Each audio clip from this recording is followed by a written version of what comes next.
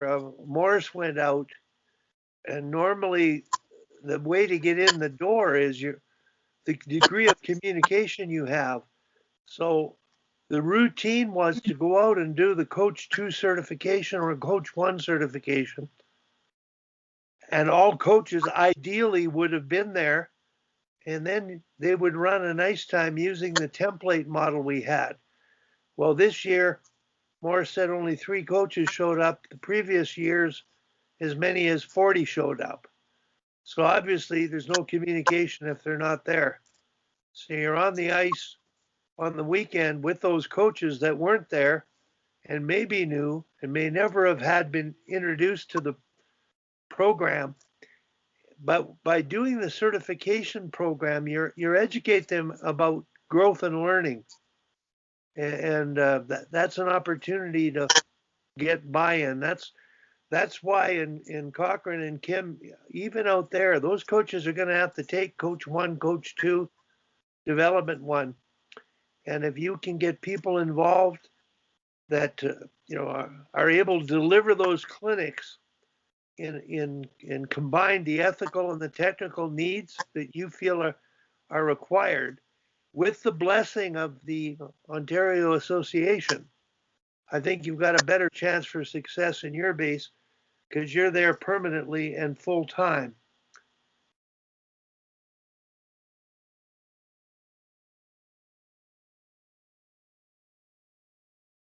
So, yeah, I think one thing we're going to be doing is, I guess, like an onboarding program, like with our coaches, especially, at the house league and the development stream level. A lot of the feedback we've been given by coaches is, they get into it, and a lot of our coaches progress from house league all the way up to competitive. Like maybe not the highest levels of a competitive, but that seems to be the trend. And a lot of them have expressed when they first started, they wish they had a how-to manual or sort of, what I would call now like the Wildcat way of doing things. So I do think, we want to give them some resources they can go back to. And I love, I've done a lot of events where you go in and you kind of, set the ice on fire and you're the show. And I think those are valuable, but then they actually need something they can take away and use consistently going forward. Because I think sometimes in those scenarios where you come in and you run the session or you run the practice, you may be, so far ahead in terms of where they are in delivering that type of information that it's just overwhelming to them. And they don't know even which details they should be focusing on. And they get too focused, I think, on the what you're presenting, the drill, the system, and they get, they're less concerned about the how. And I always talk to our coaches, well, when you blow the whistle, what do your players do? Well, some of them do this. And I said, well, what do you expect them to do? What should they do? Where should they be? Where are they standing? Are they kneeling? Like all these hows of how we run practices or run sessions, those are the things I think make most effective coaches. But of course, and we all know this as coaches, we get lured in by whatever the Maple Leafs are doing on their power play or whatever the coolest drill is. So I do think you need to, steer them a little bit to the things that are going to be the most effective in them running practice, and it's not the latest and greatest drill.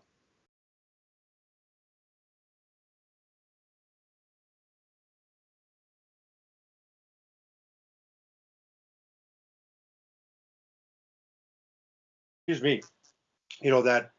That document we sort of put together as a group, mainly about the sort of guidelines for coaching, transmitting belief, stimulating curiosity, having fun, like some sort of big concept ideas to sort of guide the coaches would be important with respect to that, like sort of developing a Wildcat way. As you say, not so much focused on the day-to-day practice details, but more the ethical, philosophical side of what you're doing and how you're doing it is kind of maybe the first step along those lines. The education piece, technically, tactically, is obviously important to some degree, but that other part is paramount.